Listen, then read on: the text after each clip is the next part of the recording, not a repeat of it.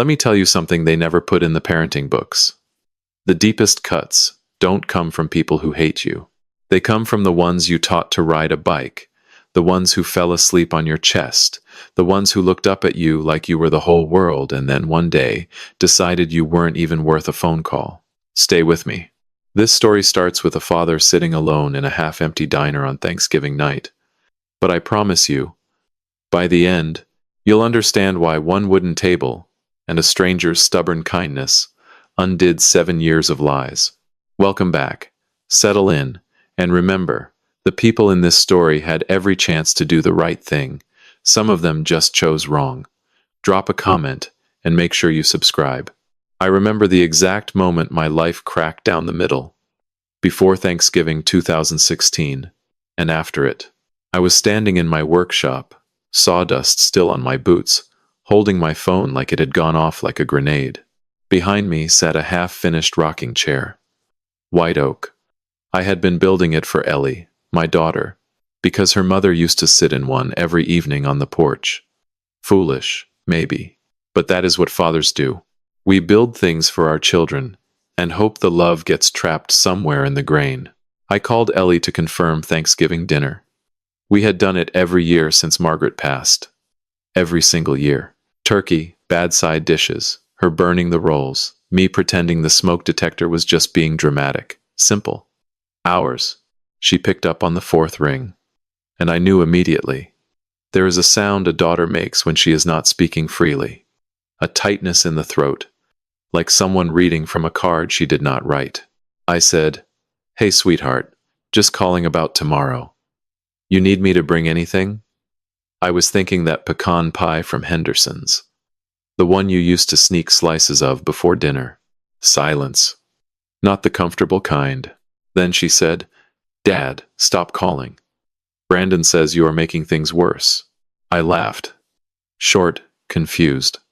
I said, "Making what worse? Thanksgiving?"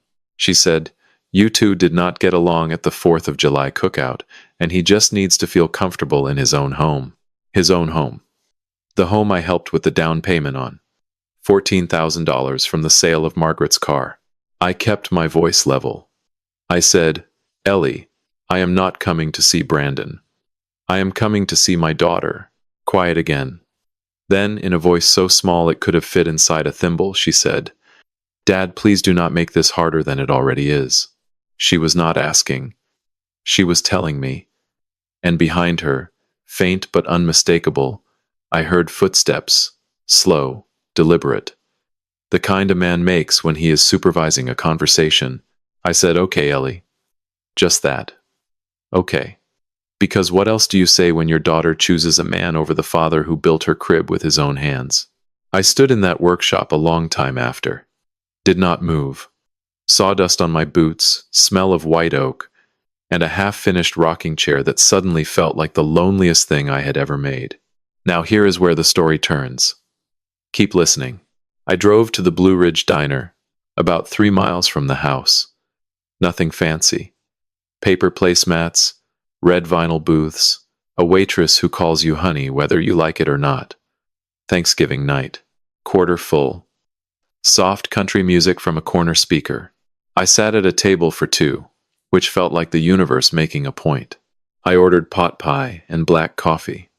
Margaret used to make pot pie on cold nights. I was doing fine. A composed, dignified 63-year-old man eating alone on Thanksgiving. Perfectly fine. Then the waitress brought a bread basket and said, "Just you tonight, sweetheart?" I said, "Just me." She gave me that look. The "oh honey" look that kind people cannot help giving you. I nearly asked for the check. But then I heard her. A woman's voice from across the restaurant, big and warm and completely unconcerned with volume, said, "Sir." "Hey, sir," in the flannel jacket. I looked up. A woman, late 40s, was waving from a booth across the room. Hair pulled back. Tired eyes still somehow bright. Wearing scrubs under her jacket. The kind of smile that does not ask permission before taking over her whole face. Beside her sat a young man about 21, studying his phone like he was defusing a bomb. A teenage girl with a notebook open, pen moving, lost in her own world. And a boy, no more than 10, wearing a cowboy hat made from folded newspaper, sitting up straight like a sheriff surveying his territory. She said, "You sitting over there alone?" I said, "Yes, ma'am." She said, "Well, that is not going to work. Come sit with us. We have got enough food to feed half of Buncombe County."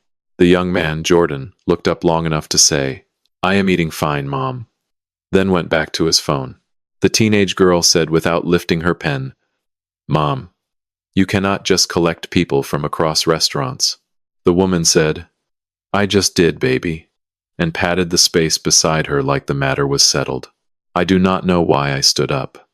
Maybe I was tired of my own company. Maybe something in me recognized something in her, that particular stubborn warmth that refuses to let the world stay cold. I picked up my coffee, walked over, sat down. I said, "Walter Briggs." She said, "Diane Holloway. And you look too sad to eat alone on a holiday. No offense." I said, "Some taken, actually." The boy in the newspaper cowboy hat looked at me with complete seriousness and said, "Are you a cowboy?" I looked at my hands. Calloused, scarred, sawdust under 2 fingernails. I said, "No, sir. I am a carpenter." He thought about it, then said, "That is even cooler. Cowboys just ride horses. Carpenters build stuff." The teenage girl glanced up, studied me for 2 seconds, and wrote something in her notebook. And just like that, I was no longer a man eating alone on Thanksgiving. I was sitting at a table that had no idea it had just changed my life. And I had no idea that 7 years later, one phone call at midnight would tear everything open and show me what Brandon Keller had really been doing to my daughter all along. By the end of that dinner, I knew more about Diane Holloway's family than I had learned about most people in years. Not because she told me everything, because they showed me. Jordan was 21, quiet in the way young men are when they have been the man of the house too early. He wanted to get into a nursing program but was working double shifts at a warehouse to keep the lights on. He did not complain about it. I only knew because Diane mentioned it in passing, and he gave her a look that said, "Mom, not now." Chloe was 16, already writing like the world owed her a publishing deal. She barely spoke during dinner, but that notebook never stopped moving. Every few minutes she would glance up, observe something, then look back down and write. I got the feeling I had already become a character in something. And Micah. Micah was 10 years old, Diane's nephew. His mother, Diane's younger sister, had passed 2 years before. Car accident. Diane took him in without a second thought.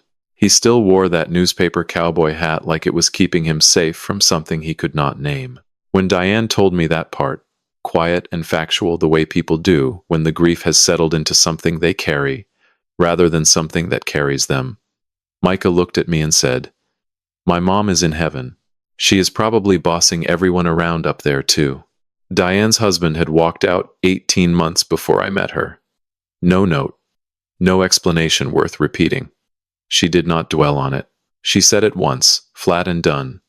The way you close a book you have no intention of reading again. She knew I had a daughter I would not be seeing this Thanksgiving. I did not explain why. She did not push. She just nodded the way people do when they understand that some wounds are too fresh to press on. When the check came, I reached for it. Diane said, "Do not you dare." I said, "You fed a stranger on Thanksgiving. Let me at least cover the bill." She said, "The least you can do is come by next Saturday. I make gumbo every first Saturday of the month. Micah already likes you, and he does not like anybody." Micah nodded solemnly, confirming this as fact. I looked at this woman, this family, these people who had absolutely no obligation to me whatsoever. And I said, "I will bring dessert." That first Saturday, I showed up at Diane's door holding a pecan pie from Henderson's Bakery. The same pie I used to bring Ellie. Diane opened the door, looked at the pie, looked at me, and said, "You are already my favorite person and you have been here 3 seconds."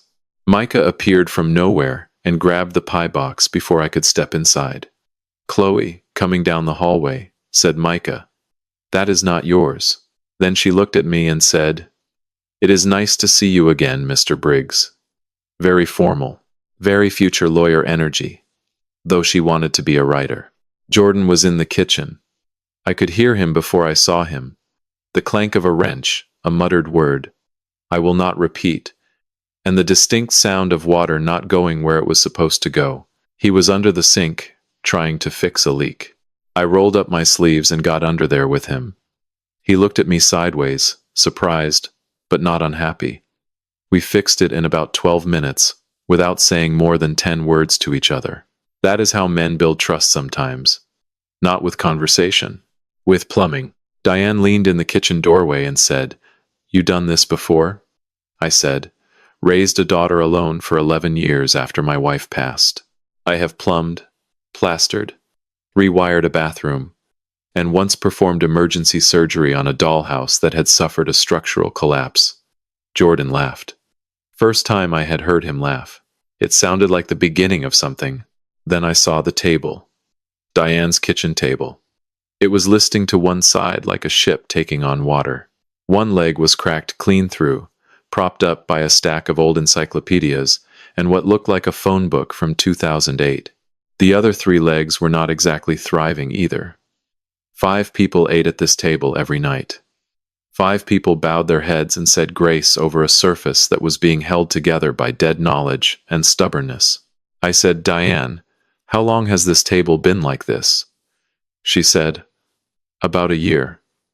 I keep meaning to replace it, but there is always something else. Jordan's tuition, Micah's school supplies.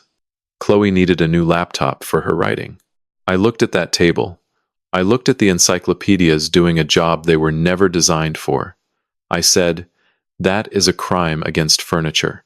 She laughed. I did not. The following Saturday, I came back with wood. Good wood. Maple, because it is strong and it forgives mistakes if you know how to work with it.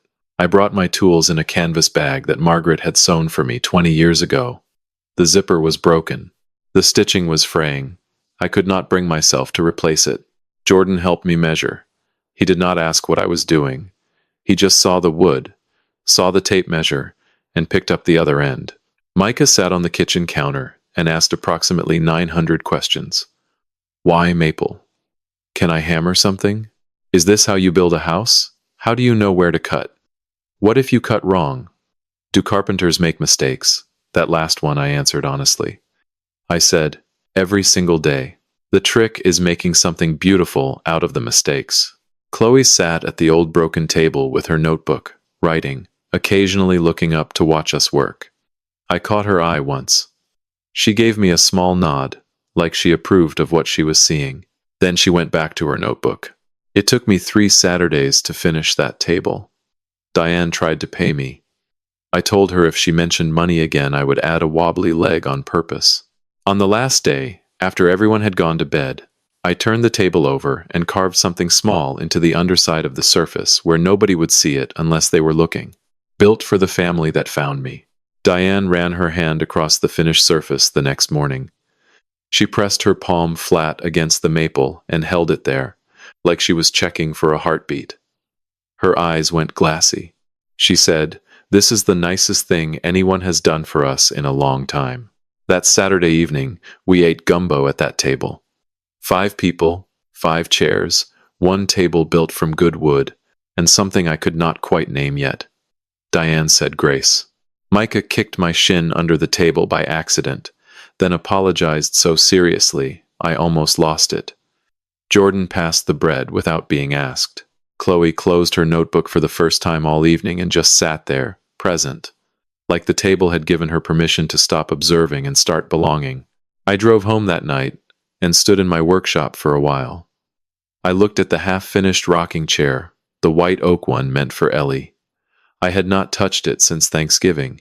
I ran my hand over the armrest, still smooth, still waiting. I did not know then that the first Saturday would turn into 7 years. I did not know that those 4 people would become the truest family I had ever built. And I did not know that while I was building tables and fixing leaks and learning how to laugh again, my daughter was disappearing behind a locked door, one piece at a time. I had no idea that first Saturday would become every Saturday. That one table would turn into 3 years of showing up, sitting down, and slowly forgetting what loneliness tasted like. 3 years. Let me tell you what 3 years looked like.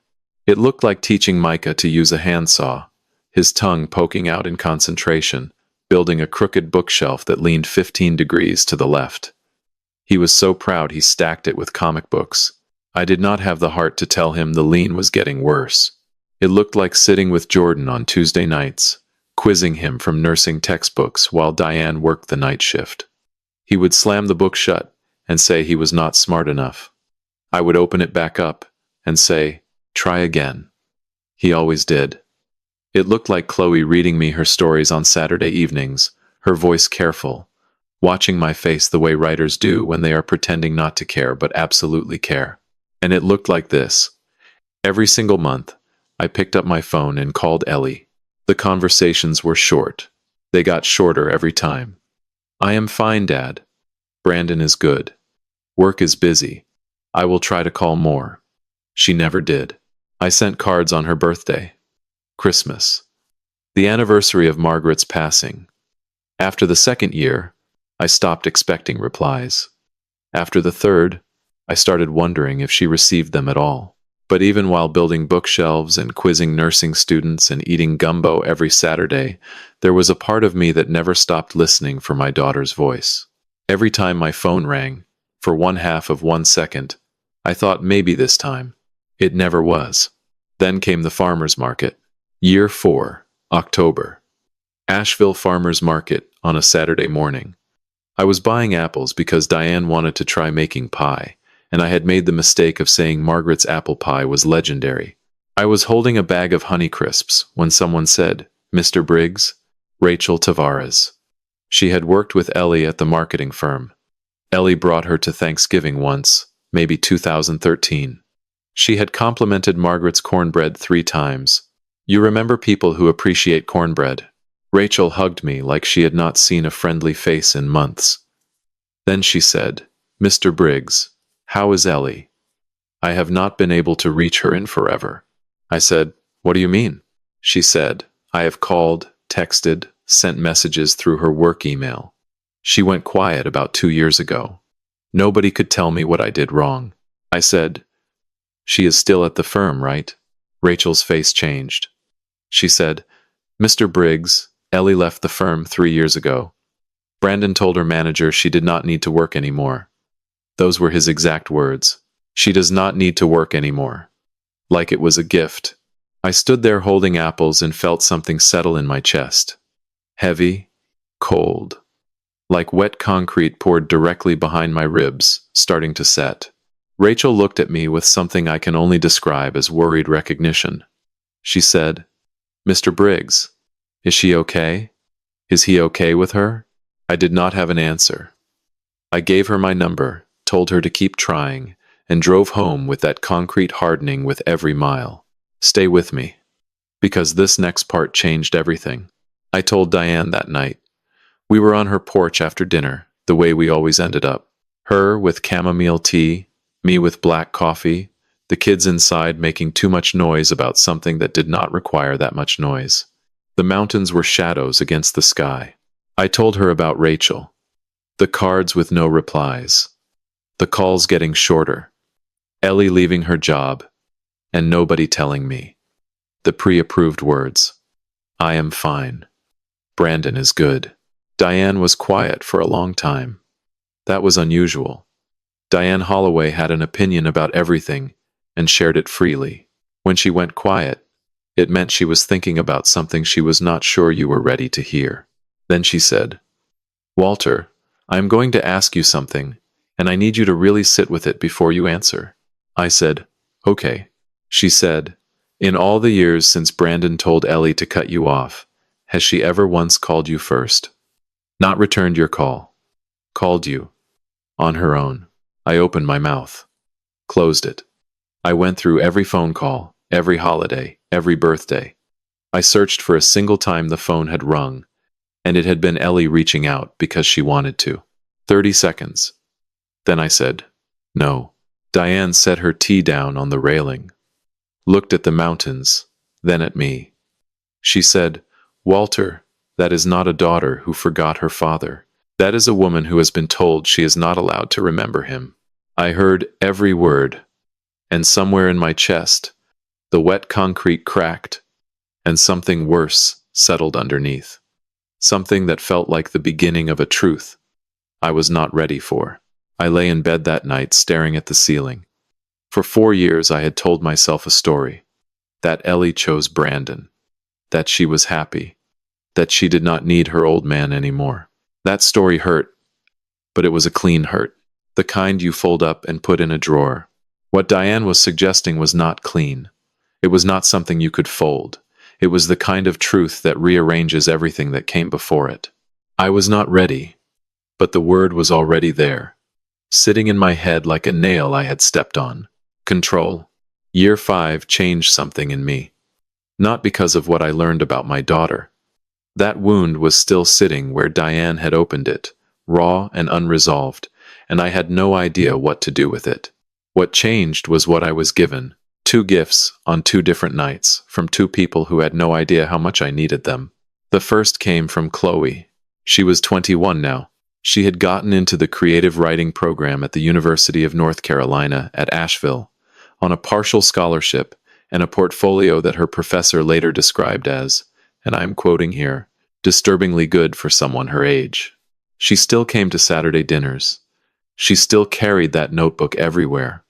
But somewhere in those 5 years, the quiet teenage girl who observed everything from the edges had turned into a young woman who understood that the things she observed were worth saying out loud. One evening in September, after dinner, she found me on the porch. Diane was inside doing dishes. Jordan was helping Micah with homework, which mostly meant Jordan was doing the homework while Micah narrated. Chloe sat down in the chair next to mine, held her notebook against her chest like a shield, and said, "I wrote something. Can I read it to you?" I said, "Of course." She opened the notebook, took a breath, and she read me a story. It was about a carpenter, an old man who lost his family and wandered into a town where he did not belong. He found a house with a broken table and he built a new one. Not because anyone asked him to, because his hands did not know how to stop building things for people he loved. The family in the story did not understand at first why this stranger kept coming back. But slowly, one Saturday at a time, they realized he was not building furniture. He was building a place where he was allowed to exist. And the table he made was the strongest thing in the house, because it was held together not by nails, but by the fact that someone had chosen to stay. She closed the notebook. She did not look at me. She looked straight ahead at the mountains going dark against the sky. I did not speak for a long time. Not because I did not want to, because I physically could not. There was something lodged in my throat that no amount of swallowing was going to move. This girl, this young woman, had been watching me for 5 years, writing me down. And she had turned what she saw into something so precise and so tender that I felt like I had been opened up on that porch and shown my own heart from the outside. I finally said, "Chloe, that is the finest thing anyone has ever given me." She said, "It is just a story." I said, "No, it is not." She smiled. Small, quick, like she was trying to catch it before it got away. Then Jordan appeared in the doorway, looked at both of us, and said, "Are you two crying on the porch?" Chloe said, "Maybe." I said, "Definitely." The second gift came 3 weeks later. Jordan graduated from his nursing program, top of his class. Diane threw a party at the house that I am fairly certain violated several noise ordinances. Streamers everywhere. A cake that Diane had made herself, which was lopsided but enthusiastic. Micah, who was 15 now, and approximately 6 feet of uncoordinated limbs and strong opinions, had made a handmade card that read, "Congrats Jordan, best nurse ever." Probably. The spelling was creative. The sentiment was perfect. At some point during the party, Jordan pulled me into the kitchen. He was 26 now, taller than me by 2 inches, which he mentioned at least once a month. He leaned against the counter, crossed his arms, and said, "Hey, I want to say something, and I do not want it to be weird." I said, "Then say it before I decide it is weird." He said, "You did not have to show up for us. You know that, right? You did not have to keep coming back. You could have been just some guy my mom invited to dinner one time." He paused, uncrossed his arms, looked at the floor, then at me. He said, "But you stayed. You showed up for every single thing. Every busted pipe. Every Tuesday night quiz session. Every time Micah needed help building something that was probably going to fall apart. You were there. And I just want you to know that matters. You matter to all of us." I looked at this young man, this kid who had been under a sink fixing a leak the first time I met him, who had worked warehouse shifts to keep his family afloat, who had studied harder than anyone I had ever seen because he refused to let his circumstances write his ending. I said, "Jordan, showing up for you people is the easiest thing I have done in years." He nodded once. Then he hugged me. Firm. Real. The kind of hug that does not perform. It just holds on. Micah appeared in the kitchen doorway, looked at us, and said, "I am not crying. The onions are too strong." Diane's voice came from the living room. "There are no onions, Micah." Micah said, "Then it is allergies." I was crying. Just for the record. A little bit. Maybe more than a little bit. If you have made it this far, do me a quick favor. Hit that subscribe button. A lot of people watch without ever doing it. But it costs you nothing. And it means everything to us. Thank you. Genuinely. Now, I need you to stay with me for what comes next. Because everything I just told you, every Saturday, every table, every story read on a porch, and every hug in a kitchen, all of that was the calm, the warm, the beautiful, ordinary. What came next was none of those things. Year 7, February, a Tuesday. And I promise you, by the time I finish telling you what happened on that Tuesday, you will understand why I said at the beginning that one phone call undid 7 years of lies. Because it did. And the lies were worse than anything I had imagined. I was at Diane's kitchen table, helping Micah build a model bridge for his engineering class. Not a volcano. A bridge. Because Micah had told his teacher that his grandfather was a carpenter, and he wanted to build something real. His teacher pointed out that I was not technically his grandfather. Micah said, "He built our table. That counts."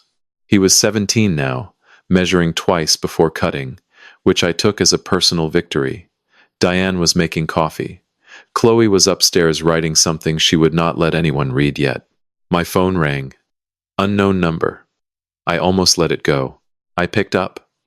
A woman's voice, measured in clinical, said, "Is this Walter Briggs?" I said, "It is." She said, "Mr. Briggs, my name is Dr. Amara Singh. I am calling from Mission Hospital in Asheville.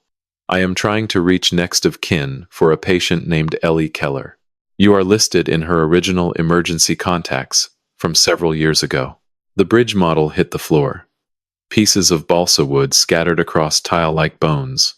She said, "Miss Keller was in a serious car accident earlier today. She is out of surgery and stable, but in critical condition." She paused. "Mr. Briggs, we have been trying to reach her husband, Brandon Keller, for 5 hours. We have not been able to locate him." The wet concrete came back. This time it filled my entire chest, my throat, the space behind my eyes. I said, "I am on my way." Diane already had her jacket off the hook before I stood up. She said, "Get your jacket, Walter." Jordan came through the front door in his scrubs, read the room in 2 seconds, and said, "I am coming." Chloe came downstairs, picked up her keys, and said, "I will drive." Micah was standing by the broken bridge. He looked at Diane and said, "Is it Mr. Walter's daughter?" She said, "Yes, baby." He looked at me with those serious eyes that had not changed since he was 10 in a newspaper cowboy hat. He said, "Then we all go. That is what this family does." We drove through a cold February night, all 5 of us. Diane took my hand from the passenger seat and said, "Whatever we find, you are not facing it alone." I heard her. But nothing could have prepared me. Hospitals at night have a silence that is not silence. It is people holding their breath, Machines beeping in different rhythms, nurses on soft soles. And somewhere down a corridor, someone is getting the worst news of their life. Dr. Singh met us at the third-floor station. She looked at the 4 people behind me. I said, "They are family." She did not question it. She said, "Your daughter is stable. Fractured collarbone, 3 broken ribs, significant concussion. She will recover." I exhaled something I had been holding since the phone rang.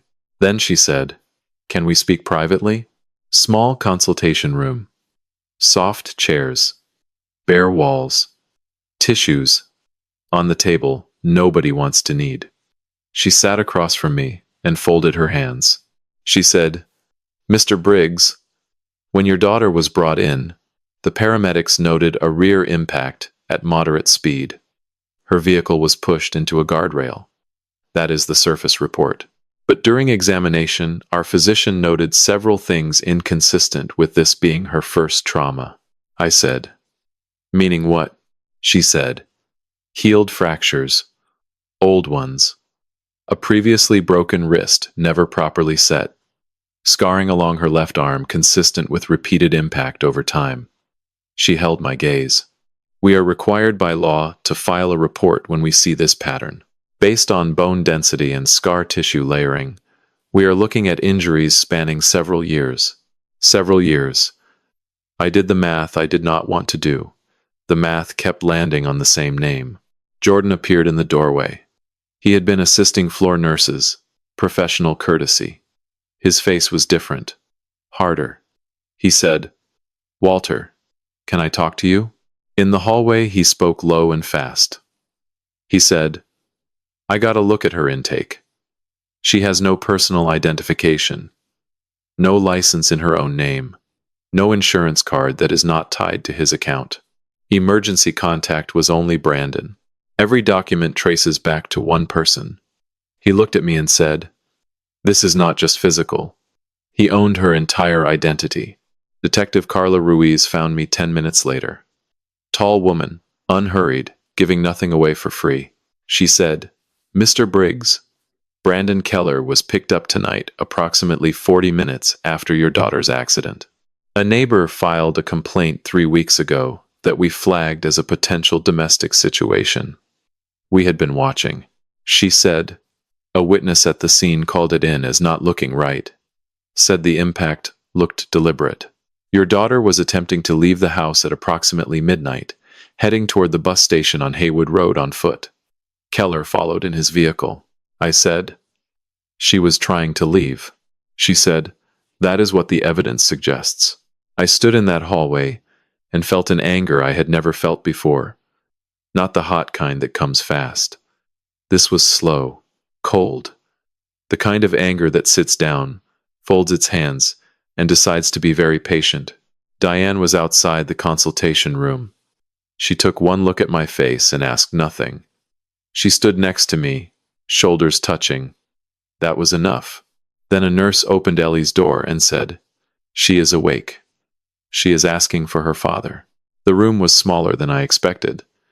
Pale hospital light, the kind that makes everyone look like they are made of paper. A monitor beeped steady and indifferent beside the bed. An IV line ran into her left arm. A bandage followed the line of her collarbone. And there was my daughter. Ellie had her mother's eyes. Margaret's eyes. The same shade of brown that could hold warmth and stubbornness in equal measure. She had her grandfather's jaw, set even in sleep. But lying in that bed, she did not look like any of those people. She looked small.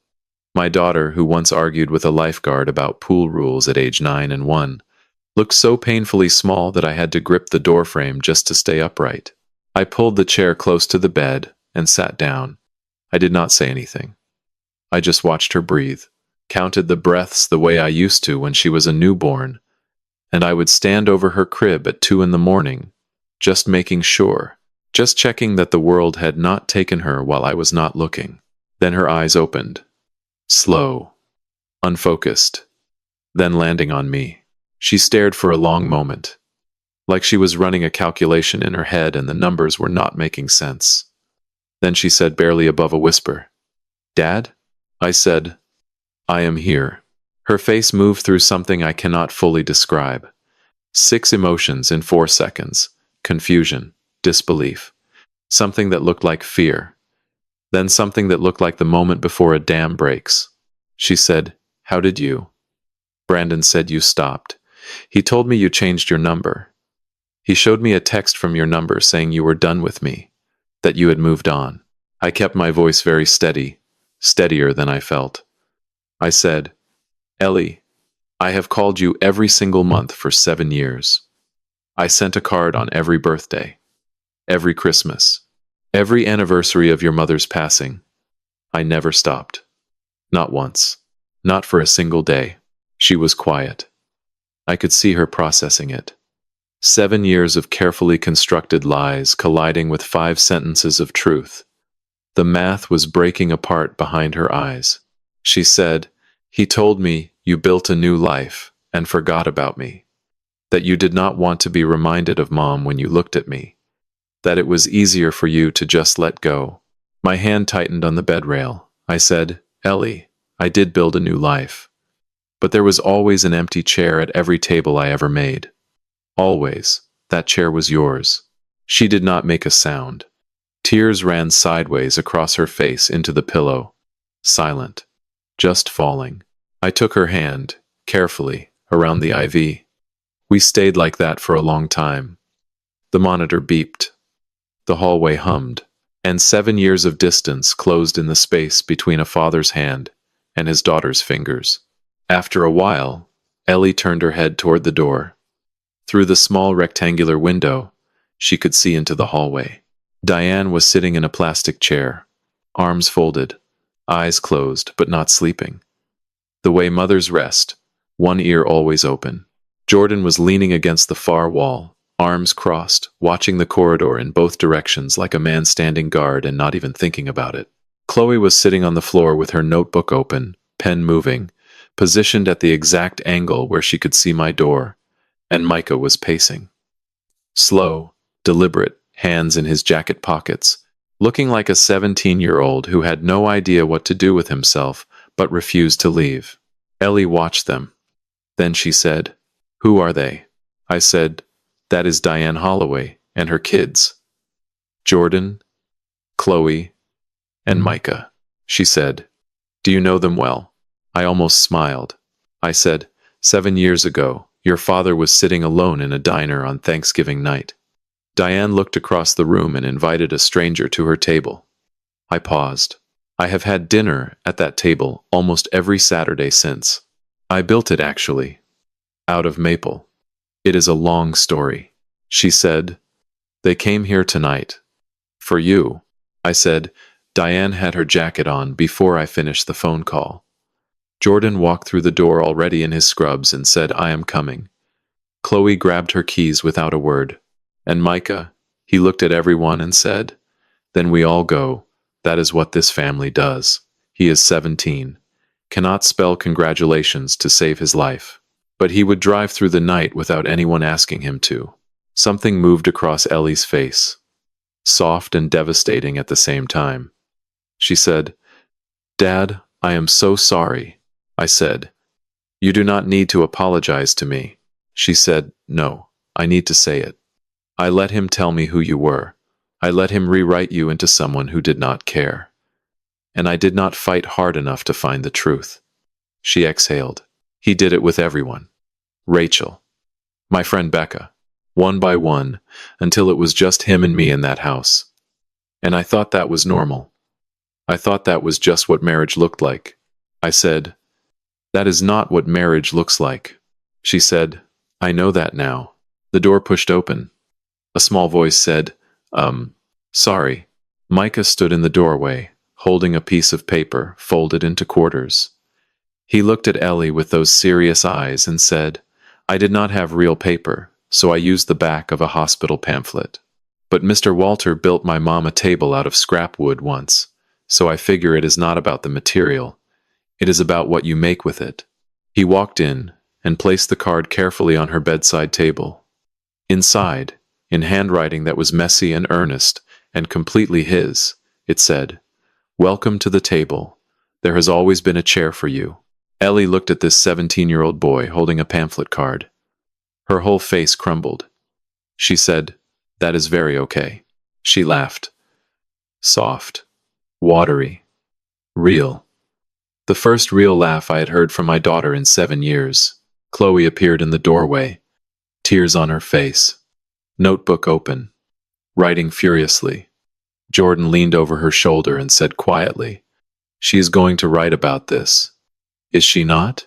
Diane, standing behind them both, said, "She already is." Ellie looked at me, then at the family filling the doorway. She said, "Can I meet them? Properly?" I said, "They have been waiting 7 years for you." Brandon Keller was formally charged 6 weeks later. The investigation confirmed what Detective Ruiz had suspected: a pattern of control, manipulation, and physical abuse hidden behind a polished front door, and a smile that fooled everyone who never had to live behind that door. The deliberate nature of the accident was included in the charges. Financial control was documented in detail.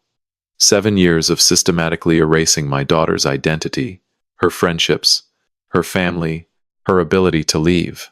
Here is what Brandon Keller never accounted for. He never accounted for a woman in scrubs who looked across a half-empty diner on Thanksgiving night and decided that a stranger should not eat alone.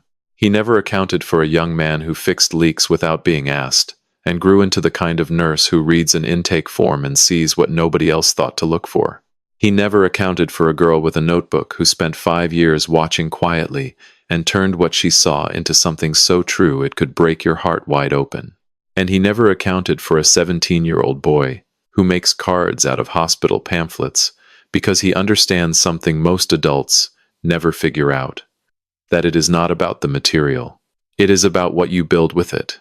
Brandon built walls. We built a table. And tables have a way of outlasting walls every single time. April. A Saturday. The dogwoods were blooming along the roads outside Asheville, white and pink against the green mountains. I had been in my workshop since 5 in the morning. Not because I had to be, because I was finishing something. Ellie came to Diane's house for the first time that afternoon. She stood at the front door holding a pecan pie from Henderson's bakery. The same bakery. The same pie. Some things do not need to change to mean something completely new. Diane opened the door. She looked at the pie. She looked at Ellie. She looked at me standing behind them in the hallway. And then she pulled my daughter into a hug. Not a polite hug. Not a careful hug. The kind of hug that says, "I have been holding a space for you, and I did not even know your name until 7 weeks ago, but it does not matter because you are here now." Ellie hugged her back. Hard. Like someone who had forgotten what it felt like to be held by a woman who meant it. Micah appeared from the kitchen. He looked at the pie box and said, "Is that from Henderson's?" Ellie said, "It is." Micah took the box. Chloe said, "Micah." Micah said, "Family tradition," and walked back into the kitchen like the matter was settled. Ellie stepped inside. She stopped in the kitchen doorway. She saw the table. She walked toward it slowly, the way people approach something they can feel before they understand. She ran her hand across the maple surface. Smooth. Warm.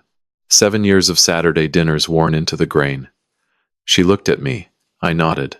She crouched down and looked underneath. Built for the family that found me. She read it once. Then she saw the second line, carved in fresher letters just below the first. And the daughter who found her way back. She stayed crouched there for a long time. One hand on the underside of the table, one hand over her mouth. When she stood up, her eyes were full, but she was smiling. Then she saw the chair. It was sitting at the end of the table, between Diane's seat and mine. New wood. Lighter than the others because it had not had years of coffee rings and elbow wear to darken it yet. Maple. Same as the table. Sanded smooth. Fitted perfectly. Micah pulled it out for her. He said, "This one is yours. Mr. Walter has been working on it since before you got here." I said, "Since the day I started that table, actually." Ellie sat down. Diane brought the gumbo. Jordan set out an extra bowl without anyone asking. Chloe opened her notebook to a blank page and wrote the first line of something new. Micah sat in his seat, looked around at the full table, every chair occupied, and nodded once.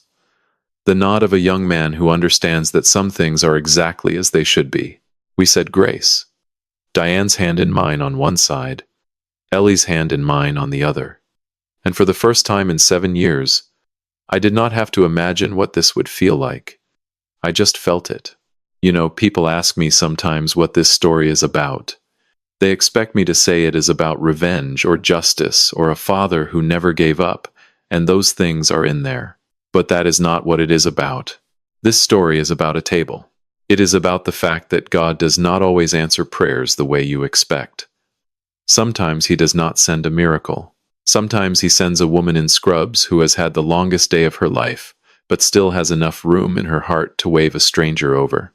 Sometimes God's answer looks like a 10-year-old boy in a newspaper cowboy hat asking if you are a cowboy. Sometimes it looks like scrap wood and a borrowed tool and a Saturday afternoon with nowhere else to be.